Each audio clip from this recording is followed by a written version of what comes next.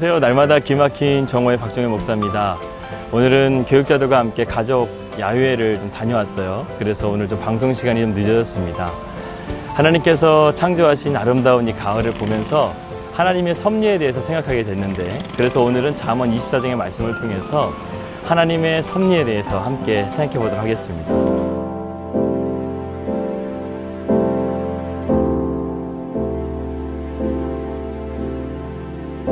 하나님의 섭리를 믿는 사람들은 분명히 세상 사람들과 살아가는 방식이 분명히 다를 겁니다.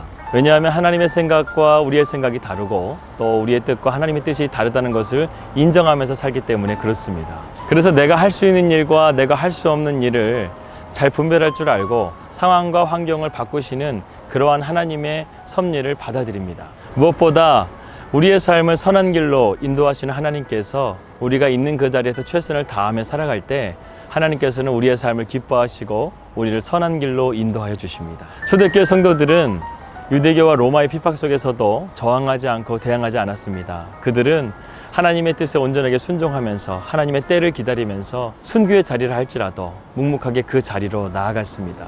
여러분, 믿음의 길에는 반드시 광야가 있습니다. 그러나 광야에는 하나님의 말씀이 있습니다. 그 하나님의 말씀을 믿고 우리가 믿음으로 한 걸음 한 걸음 나아가는 것이 참 중요합니다.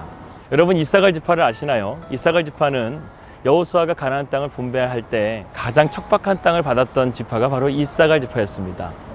그런데 이 이사갈 지파가 구약의 제사장의 에봇의 옷을 보게 되면 12개의 보석이 달려져 있는데 그 보석의 첫 번째 열, 유다 지파와 함께 같은 열에 있습니다. 이사갈 지파의 보석은 바로 토파즈입니다.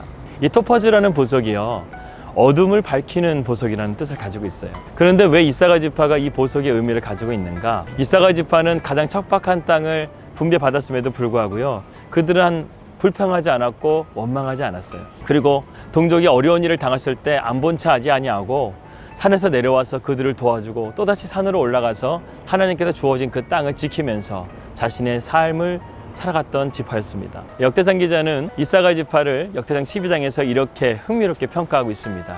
이사갈 지파는 시세를 아는 지파였다. 오늘날로 말하면 이사갈 지파는 시대 정신이 깨어져 있는 지파라는 것입니다.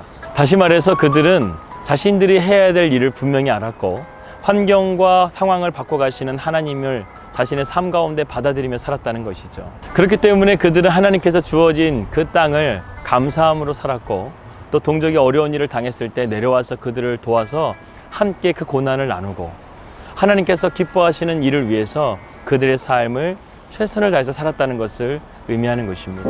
사랑하는 여러분, 하나님께서는 어쩌면 오늘 저와 여러분에게 이 세상의 토파즈가 되라고 말씀하시는 것 같습니다. 하나님의 지혜를 가지고 예수 그리스도의 복음과 사랑을 가지고 이 세상을 밝히는 토파즈가 되기를 주님의 이름으로 축복합니다.